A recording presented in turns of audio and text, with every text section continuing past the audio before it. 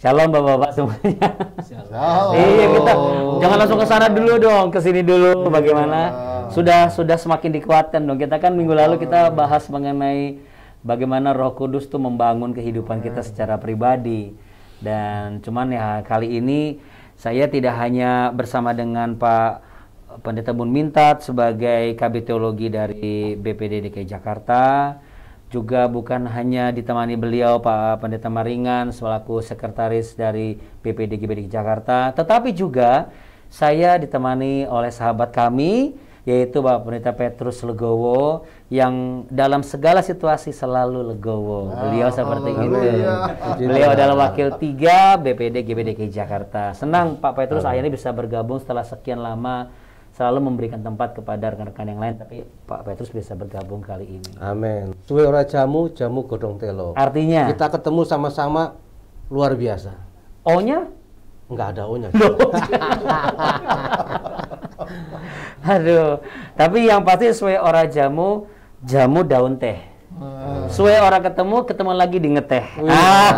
Mantap. Gimana Pak? Mantap. Kalau gitu kita ngeteh dulu Pak. Oh boleh. Ayo, nanti dikiranya oh itu cuma properti. Enggak, ini asli ya. Ya dalam nama Tuhan Yesus. Asli ya. Oke. Asli ya. Oke. Tentunya program ini juga sudah melewati protokol kesehatan. Dan shalom Bapak Ibu sekalian dimanapun Anda berada, khususnya jikalau Anda adalah orang-orang yang memang membutuhkan pengetahuan tambahan mengenai hal-hal yang practically yang bisa dilakukan dalam menghadapi setiap tantangan pelayanan, lalu kemudian dalam semakin menambah wawasan tentang pandangan teologis. Kalau kita bicara mengenai di bawah naungan Gereja Betel Indonesia, tentu kita bicara mengenai satu hal prinsip yang ada tercantum dalam pengakuan iman Gereja Betel Indonesia. Dan waktu lalu kita membahas mengenai salah satu poin di pengakuan butir di pengakuan iman Gereja Betel Indonesia adalah bagaimana kita mempercayai berbahasa roh. Dan baptisan Roh Kudus itu tanda awalnya adalah orang itu berbahasa roh. Kira-kira seperti itu. Nah, timbul pertanyaan yang bisa kita diskusikan kali ini, apakah orang percaya harus berbahasa roh? Bukan begitu Pak Petrus? Ini nanya gitu ya? Oh enggak, saya maksudnya kalimatnya betul nggak tuh? Apakah orang percaya? Karena kalau ada itu ada pertanyaan. Saya orang percaya. Apa saya harus percaya? Apakah saya harus berbahasa roh sebagai orang percaya? Atau apakah saya tidak harus berbahasa roh? Baik, jadi pertanyaannya bagus juga. Apakah setiap orang percaya, bahkan yang ekstrim mengatakan harus nggak setiap orang percaya itu berbahasa roh? Mungkin lebih tepat ketika episode yang minggu lalu itu kan berbahasa lidah gitu ya. Yeah. Nah, sebaiknya pertanyaan ini kemudian dibalik dengan pertanyaan lagi. Lebih baik mungkin ditanya, mau nggak Anda berbahasa roh? Karena kalau dibilang harus, itu kan ada unsur pemaksaan. Yeah. Kita tahu persis bahwa di dalam Alkitab, apalagi Yesus mengajarkan kepada kita untuk menjadi murid Kristus itu tidak ada pemaksaan. Yeah. Kan banyak tuh ayatnya kan, seperti misalnya dalam Injil Matius, marilah kepadaku, hai semua yang tidak berembat, aku memberikan kepada kamu gitu kan. Yeah. Lihat aku berdiri buka pintu dan sebagainya gitu kan, aku akan ketuk, kalau engkau nggak buka, aku dobrak kan enggak, gitu kan, aku akan lewat gitu kan. Jadi sebetulnya pertanyaan itu lebih tepat, mau nggak Anda berbahasa roh? Nah biasanya ketika ditanya, mau nggak Anda berbahasa roh? Nanti kita lihat nih, kalau harus itu ada pemaksaan, nanti kita lihat nih ya. Mau nggak Anda berbahasa roh? Tentu dia akan tanya gini, apa sih faedahnya? Gitu kan? Emang ada faedahnya kita berbahasa roh? Maka kalau nanti Bapak Ibu sudah punya buku ini, Sikap Terus GBI, maka ada 9 poin di situ. Yang pertama misalnya, orang yang memang berbahasa roh itu, yang dia harus kan pergunakannya kan secara terus menerus gitu ya. Yeah. Minimal yang pertama itu bisa membangun kerohaniannya, bukan sekali lagi membangun bisnisnya. Karena kalau orang dipaksa harus nggak bahasa roh, harus gitu kan. Nah dampaknya dia bukan membangun iman kerohanian, dia membangun bisnisnya, membuat kursus bahasa lidah. Itu kan bisnis dia misalnya, kan mendatangkan cuan juga kan. Pak, ini ada sertifikatnya katanya gitu. Ini contohnya misalnya. Ini orang sedang mencari peluang di hari-hari ini, nanti melawani peluang baru ini. Iya, loh, enggak maksudnya kalau dia dipaksa kan haruskah orang percaya? Orang percaya kan artinya orang yang memang menerima Yesus terus harus dipaksa, harus gitu. Dampaknya dia bukan lagi membangun roh untuk hidup lebih dekat kepada Tuhan, dia akan membangun bisnisnya. Dia bikin kursus bahasa lidah, kan lagi ngetren gitu kan. Laba-laba gitu kan. Untung laba-laba coba ke raba-raba. Nggak ditempelin udah mujizat. Sandal mana? Emang sandal itu dari mana? Kan begitu kan? Nah, nah yang begini kan membangun bisnisnya dia gitu kan. Jadi bukan membangun iman, malah membangun bisnis.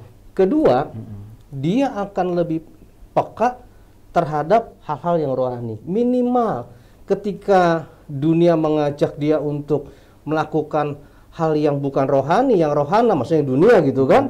Misalnya ketika dia lagi handphone gitu kan, ada gambar-gambar yang panas, bikin angus, karakter angus, bikin gitu, iya, angus gimana gitu. Minimal, tapi kalau misalnya dia itu dipaksa, akhirnya kan bukan lagi untuk peka terhadap hal-hal rohani, malah dia lebih suka kepada hal yang duniawi. Sikat deh kan begitu kan. Gitu ya Pak Idris. Bapak sekolah begitu. Bukan, soalnya minggu lalu kita baru bahas sama kesaksiannya Pak Maringan. Beliau usia 16 tahun. Beliau mencari, beliau memang sudah memiliki kerinduan berbahasa roh. 10 dibaptis berroh kudus. Lalu kemudian 10 malam ikuti doa malam. Dan ternyata dampak dari baptisan roh kudus itu selain berbahasa roh, itu juga memberikan satu perisai diri dalam kehidupan beliau. Bagaimana beliau memiliki prinsip hidup dan bisa memilah ini tidak benar, ini salah, ini tidak baik, ini buruk. Dan itu benar-benar dalam integritas yang secara usia 16 tahun kan eksplorasi rasa penasarannya kan tinggi banget ya. Tapi kok bisa? Itu karena dampak dari penggunaan bahasa roh, dan itu dikuatkan dengan kesaksian Pak Bun Minta juga bahwa ternyata itulah cara kalau kita berbahasa roh itu kita sedang membangun diri kita. Kita melayani keluar. Nah, lalu yang melayani ke dalam kita siapa kecuali Roh Kudus sendiri yang membangun diri kita sehingga tinggal terbangun. Dan memang yang disampaikan Pak Petrus tadi saya setuju. Karena tanpa orang percaya mendapat baptisan Roh Kudus, tanpa berbahasa roh, kita tidak bisa mampu memenangkan setiap pergumulan dan tantangan kedagingan kita yang kita hadapi hari lepas hari. Salah satunya yang Pak Petrus sampaikan tadi, itu belum semua. Lanjut Pak, silakan monggo. Lanjut ya. Lanjut. Oke. Nah, itu berdua kan. Di sini ada 9 poin nih. Misalnya yang ketiga, menyucikan mulut kita. Minimal ya kan biasalah kalau kita ini kan masih di dunia kan. Ya pergaulan kita kadang-kadang kan orang-orang yang mungkin bisa jadi kalau kita tidak memiliki bahasa roh itu mulutnya agak ember lah, kalau enggak minimal ya bukan ember apa tuh yang buat gayung gitu kan. Nah, minimal ketika kita ingin mengucapkan kata-kata yang menyakitkan, ini kita bisa nggak melakukan hal itu gitu kan. Justru kita yang memberi kekuatan, memberikan penghiburan gitu kan. Oke, Pak, sebentar di sini. Saya hold dulu tapi bukan berarti mematahkan. Pak Bun Minta, bahasa roh itu kan seharus termanifestasi secara nyata. Ketika orang yang mengatakan, yang kita sempat bahas kemarin itu bahwa kok ini lebih santun daripada orang yang tidak yang berbahasa roh, orang yang nggak berbahasa roh kok kayaknya lebih sopan daripada yang berbahasa roh. Nah, itu yang Pak Maringan sampaikan. Berarti itu bahasanya bukan bahasa roh, berarti bukan bahasa, nggak tahu bahasa apa, kira-kira seperti itu. Itu dari mana kita bisa tahu ya indikatornya? Ya, kita mesti jangan terlalu cepat memberi sebuah penilaian, kan itu kan subjektif ya. Subjektif dalam pengertian kita nggak bisa dipatokan. Ini orangnya lebih santun ngomongnya, dia nggak bahasa roh loh. Berarti kalau yang bahasa roh saja ini kurang santun, berarti bahasa rohnya nggak benar ya. Kita nggak bisa melihat itu. Terlalu dini. Lalu indikatornya apa Pak untuk bisa melihat itu? Bahasa roh itu diberikan untuk menolong kita bertumbuh. Jadi kalaupun mungkin seseorang dia itu lebih bertumbuh dari beberapa waktu yang lalu. Sekalipun mungkin masih ada perkataan dan diukurkan ke orang lain. Nah, ini menarik. Ini fakta di lapangan. Dia harus ukur dengan dirinya sendiri di masa lampau sebelum dia menerima baptisan Roh Kudus. Ya. Itu penting supaya kita juga tidak terjebak mudah sekali menilai dan menjustifikasi seseorang ya. Betul. Jadi kita jangan a priori dulu kalau bahasa roh seolah itu mesti orang itu sudah berpikir kalau bahasa roh itu sudah dewasa rohani, itu kan salah sebenarnya. Seperti malaikat itu kali ya. Istilahnya gitu, istilahnya Pak Bun seperti malaikat atau gimana? Pertanyaannya awal Oatmeal ini belum terjawab tuntas sebenarnya. Pertanyaan ini pertanyaan banyak orang harus dijawab nih Pak Bun. Yang mana? Yang awal tadi, apakah semua orang Iya. Percaya? harus berbahasa roh. Pertanyaan itu bagus dan ya Pak ngomong itu saya setuju. Ini adalah pertanyaan adalah apakah semua anak Tuhan butuh bahasa roh atau tidak? Butuh kan? Bangun diri butuh nggak? Butuh. Ya, Butuh. Pasti. Kalau Apakah itu berarti semua perlu? Belum tentu. Ada kerinduannya juga kan? Kerinduannya apa enggak? betul. Coba saja Sekali Paulus paksa. mengatakan ya kalau kita baca satu kalimat yang mengatakan ya di 1 Korintus 14 ayat 5 mengatakan, aku suka supaya kamu semua berkata-kata dengan bahasa roh. Kamu semua. Gitu. Berarti paling tidak kalau kita berasumsi ya, dia mengatakan aku di ayat 18 aku berbahasa roh lebih dari kamu semua. Kalau kita lihat hasil pelayanan Paulus beda dengan rasul yang lain. Iya sih.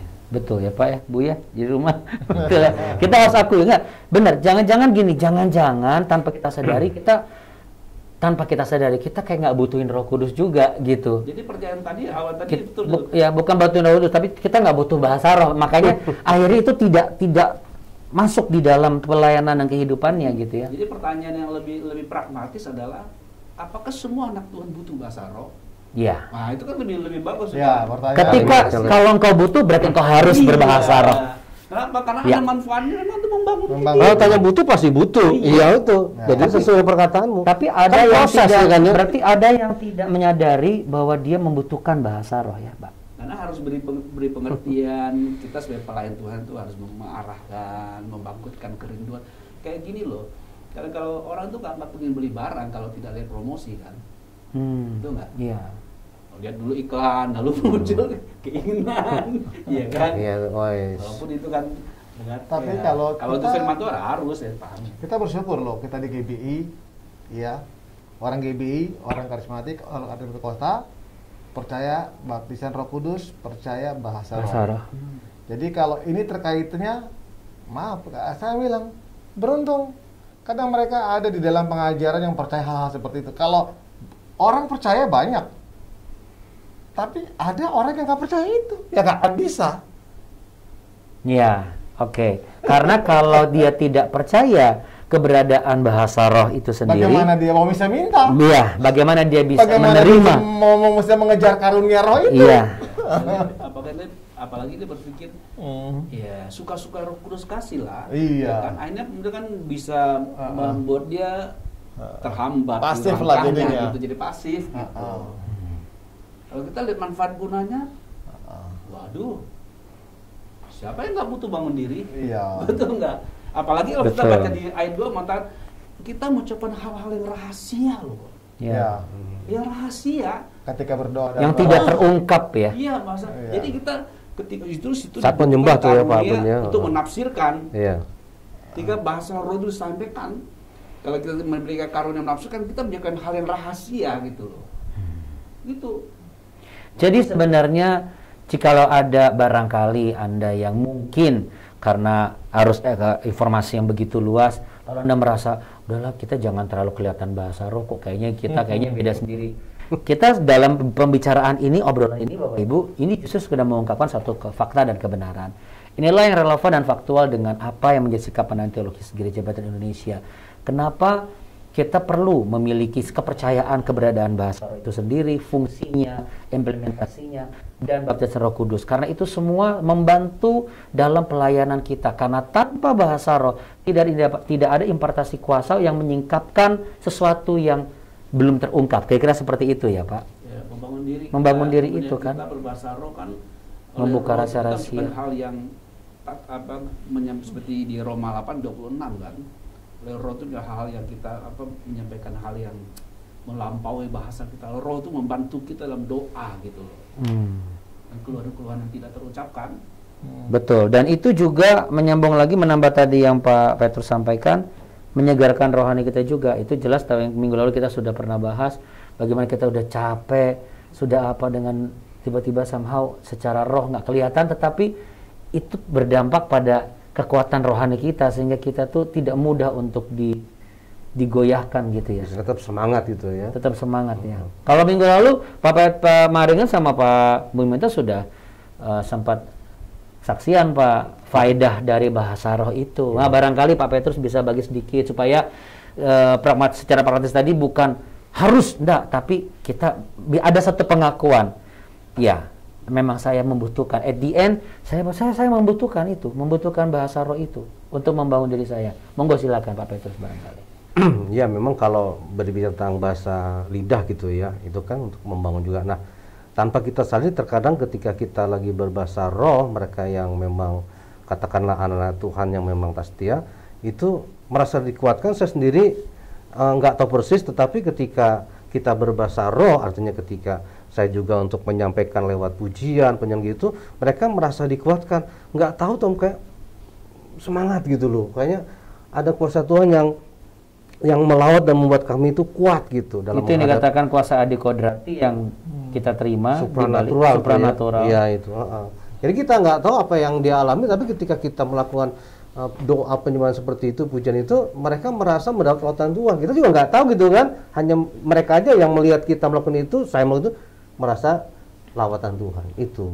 Bagaimana kalau ketika kita mengatakan bahwa saya mau untuk bisa berbahasa roh, saya sudah pernah dibaptis Roh Kudus, tetapi kok belum mendapat karunia bahasa roh itu. Tapi saya bisa mengungkapkan orang berbahasa roh. Apakah dia juga menerima lawatan bahasa roh? Mengungkapkan maksudnya menafsirkan. Ya. Ini contoh atau memang seandainya. Jadi seandainya, mungkin nggak itu? Ketika orang misalnya gini, dia tidak berbahasa roh, tapi ketika ada orang berbahasa roh, dia langsung, oh Tuhan bilang begini. Kalau yang menafsirkan, ya itu bisa saja, tapi kayak kelihatannya sih kecil. Bisa saja. Sebab bagi contoh ya, saya kayak baca satu ayat ya. Bagaimana engkau bisa berdoa dengan rohmu kalau kamu tidak bahasa lidah? Paulus mengatakan dengan jelas kepada kita di ayat 14 ya. 1 Korintus 14 mengatakan, sebab jika aku berdoa dengan bahasa lidah, maka rohku lah yang berdoa. Bagaimana engkau bisa berdoa dengan rohmu kalau kamu tidak bahasa lidah?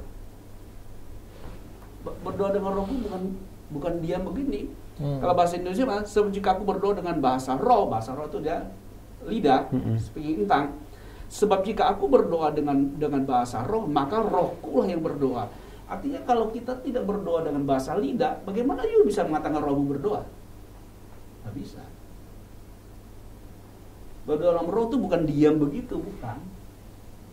Berarti untuk melatih seseorang percaya secara secara yang bisa dilakukan sehari-hari itu, dalam kita membangun mesbah doa pun juga seperti misalnya doa pagi hari, doa saat teduh di fajar, itu pun juga harus aktif dalam memperkatakan bahasa roh. Harus dikombinkan kan. Paulus mengatakan, aku akan mengucap syukur dengan rohku, aku akan berdoa dengan akal budiku juga. Berdoa dengan rohku kan Yesus mengatakan speaking in tongue, bahasa lidah gitu. Jadi dengan kata lain, kalau kita tidak bahasa lidah, tidak bahasa roh terjemahan kita ini, kita nggak akan, dengan kata lain nggak bisa berdoa dalam roh. Berdoa dengan rohku. Ya. Makanya bahasa roh itu harus terus menerus diaktifkan dan dilakukan dan diperkatakan. Kalau kita kutip juga di Yudas mengatakan berdoalah dalam Roh Kudus. Nah, bagaimana you bisa berdoa dalam Roh Kudus kalau tidak bahasa lidah? Yudas 2:1. Coba terjemahin gimana? Ya kan? Paulus mengatakan berdoa senantiasa dalam roh. Gimana sih ya berdoa dengan roh kalau bukan dengan bahasa lidah? Gitu. Ya kalau dia 14 jelas kan? Kalau aku berdoa dengan bahasa lidah, rohku lah yang berdoa. Itu. Jadi salah satu mengapa pertanyaan di awal tadi, apakah setiap orang harus berbahasa roh? Kan kita balikkan, apakah setiap anak Tuhan membutuhkan bahasa roh? Pasti jawabannya butuh. Karena ini penting nih. Dan kalau engkau butuh, engkau harus percaya. Ya harus percaya, kalau enggak itu ya kan pintu masuknya. Iya. Ada nggak dasar fakta ilmiahnya untuk bisa memberikan satu landasan dasar bahwa orang itu dengan bahasa roh itu, bahkan seorang yang tidak berpengalaman mampu melewati hal-hal yang sulit? nggak perlu fakta ilmiah, fakta pengalaman, kebenaran. Berarti pengalaman pribadi dengan Tuhan itu akan menjadi dasar dia untuk dia semakin terbangun Ya, dan ketika dia yang melakukan paling bahasa jelas roh. bukannya pengalaman, karena kebenaran itu mengatakan membangun diri. Gitu. Jadi sebenarnya kalau dibilang kita namanya karunia roh itu dia tidak, kita bisa tidak lihat fakta ilmiah, tetapi adalah fakta dari pertumbuhan iman, perbuatan-perbuatan rohani yang dapat dilihat dari diri seorang. Nah, Itu pasti terjadi. saya nggak setuju, mungkin Pak. Tidak. Saya setuju, Pak. Jadi Bapak Ibu barangkali untuk bisa melihat dan menelaah apakah saya terbangun selama ini, karena ketika kepejabatan sebagai seorang pendeta dan juga titel dalam pendidikan teologi, namun tidak disertai dengan bagaimana dia membangun diri, bagaimana dia mempraktekkan sesuai dengan apa yang sudah diakui secara iman GBI, hanya karena untuk bisa supaya tidak terlalu kelihatan, oh kayaknya eksklusif GBI banget. Justru itu maksud menghambat pelayanan dan bagaimana kuasa Tuhan bekerja dalam kehidupannya sebagai hamba Tuhan ya Pak. Ya, jadi di sini kita bukan hanya karena kita GBI, karena memang itu Alkitab menggait kita. Betul, Benar, saya itu. setuju. Dan kita Karena ada beruntung beberapa percaya gitu. ya, Dasar karena dasar ada Alkitab gitu. ya, Dasarnya itu. ya. Prinsipnya Karena di ada situ. beberapa kan begini. Oh, ini mah kalau GBI memang pasti begitu. Begini-begini padahal ya itulah fungsinya kita ngobrol seperti ini, bahwa bahasa roh, kebutuhan orang percaya mengenai bahasa roh, baptisan Roh Kudus sebenarnya bukan bicara mengenai tentang selera satu organisasi. Bukan. Tetapi ini adalah kebenaran fakta Alkitab dengan pandangan teologis GBI, dan setuju GBI mengenai hal ini karena tanpa pertolongan Roh Kudus, tanpa bahasa roh, tanpa baptisan Roh Kudus, tidak ada seorang hamba Tuhan yang terbangun dalam kehidupannya dan pelayanannya Secara maksimal. secara maksimal. Secara maksimal, dan pengertian khususnya dalam kalau bergerak di dimensi roh Tuhan itu kan kita punya hal yang rahasia, kata-kata hikmat, ya. Karunia iman di situ kan itu kan sudah dimensi roh. Jadi kalau kita mau dimensi itu ya kita nggak bisa enggak, ini sebuah hal yang sangat kita butuhkan.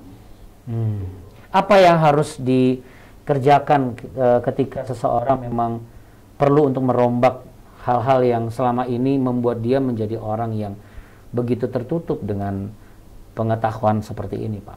Ya baca Alkitab lagi, baca Alkitab dengan hati terbuka, jangan dipengaruhi oleh kelompok ini kelompok itu. Murnikan hati, baca Alkitab biar Alkitab bicara sama kita. Secara khusus di saudara Rasul Paulus. Ketika mereka juga lebih sering membuka Alkitab dan mengungkapkan fakta-fakta Alkitab juga, tetapi kok masih belum mau untuk bisa mengakui bahwa bahasa roh adalah Alkitab yang mengungkapkan, bukan dari sisi satu organisasi tertentu. Sebetulnya karena berarti kalau gitu nggak submit sama otoritas Alkitab.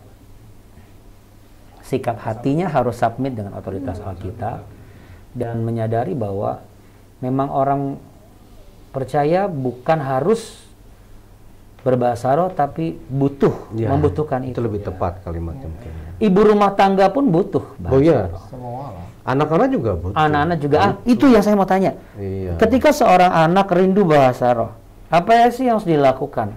Dan bagaimana kita bisa memastikan bahwa dia tidak ikut-ikutan?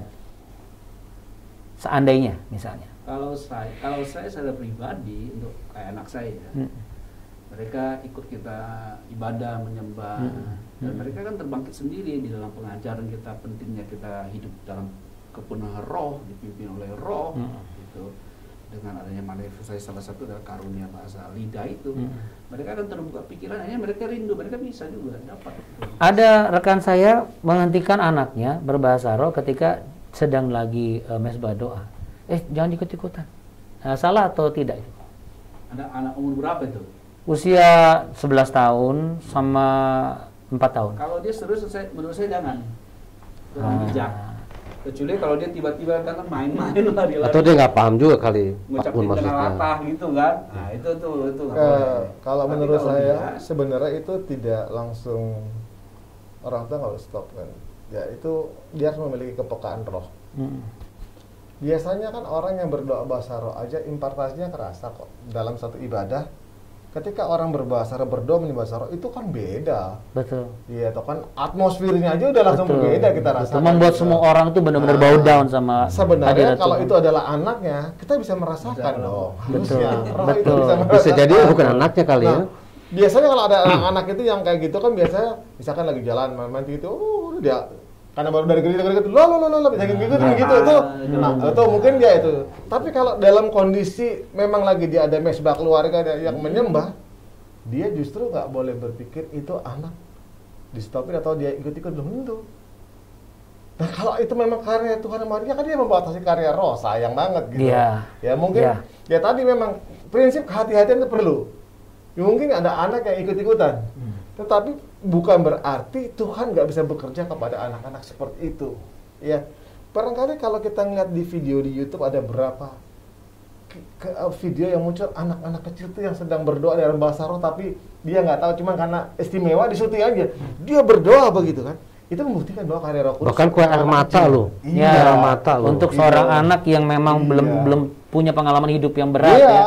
betul. Jadi itu ada muncul seperti.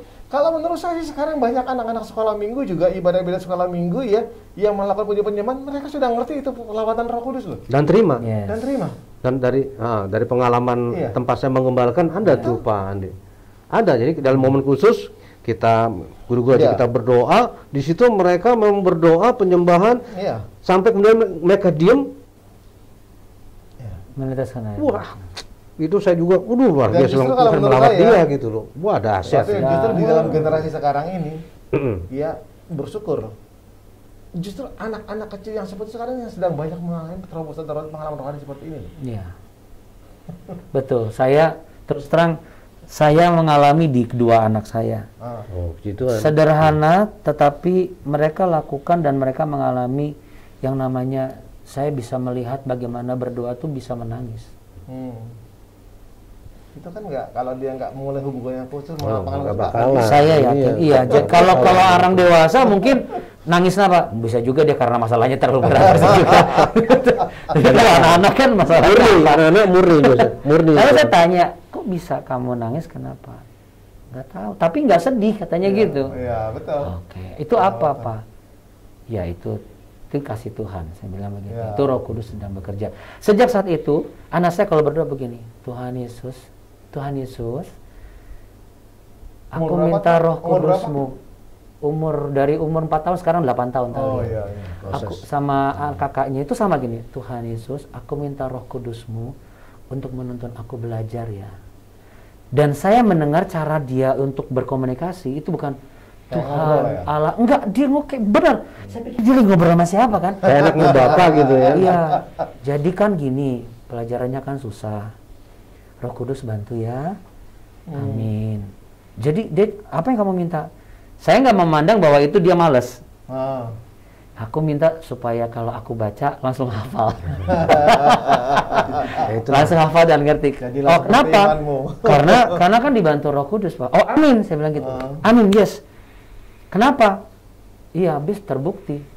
Jadi ternyata karena sudah terbukti, itu jadi sekarang tanpa disuruh anak-anak itu selalu saat sendiri, bahkan punya waktu sendiri, terus nggak mau diganggu. Ngapain mau diganggu? Ternyata mereka gitu nyanyi sendiri, bahkan suka ngusulin, Pak minggu depan lagu ini ya Pak.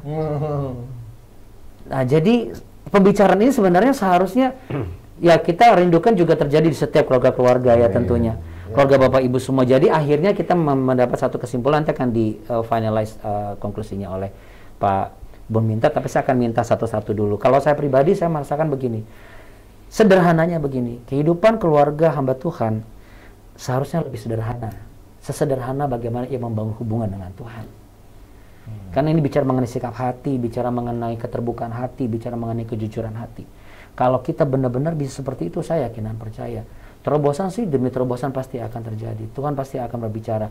Karena apa? Bukan karena kita, karena Roh Kudus berkarya di dalam diri kita.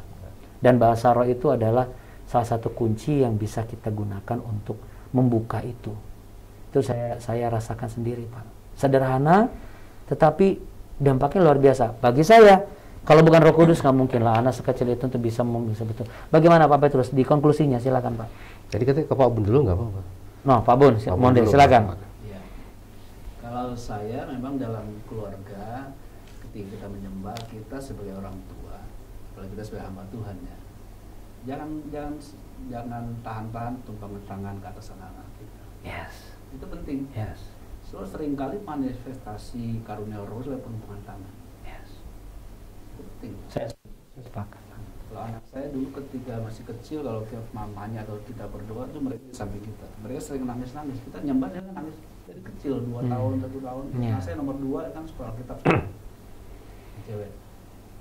Dia ketika dia bertumbuh remaja, dia sudah berkarunia bahasa roh.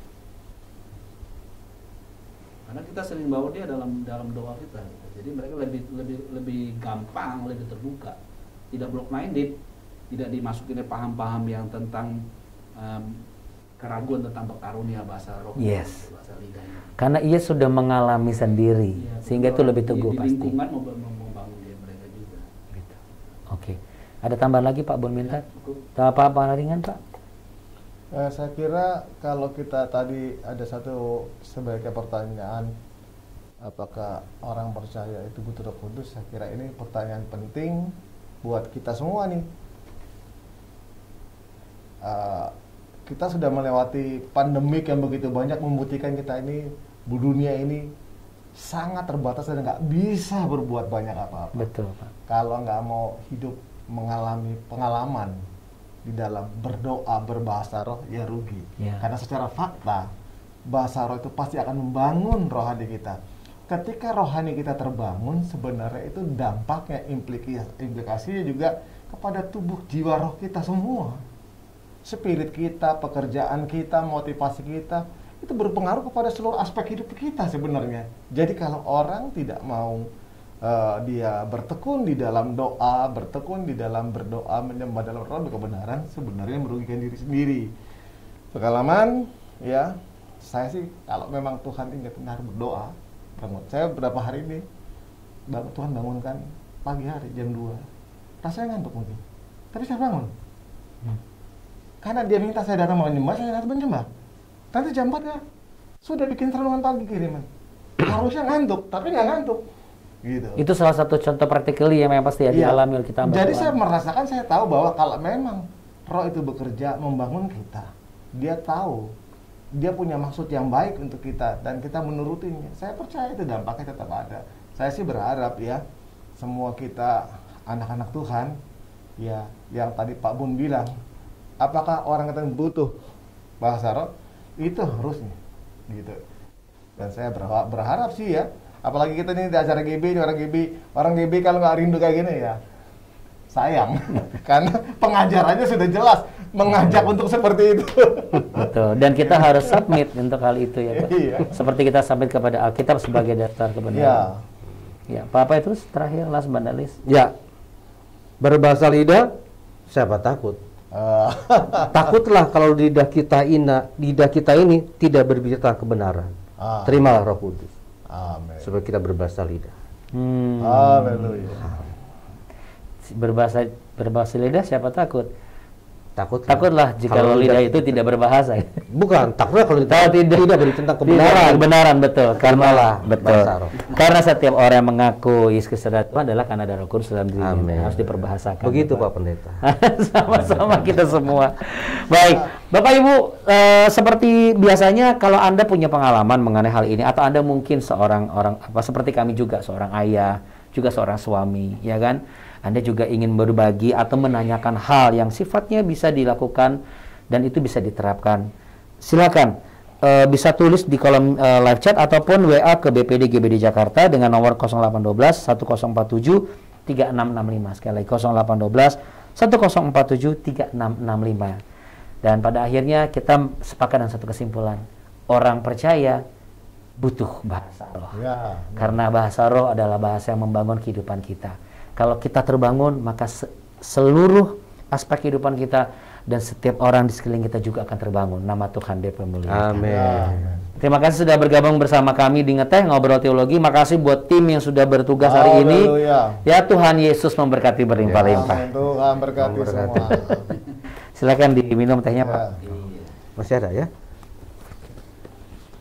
Jangan melarang orang basah roh. Iya.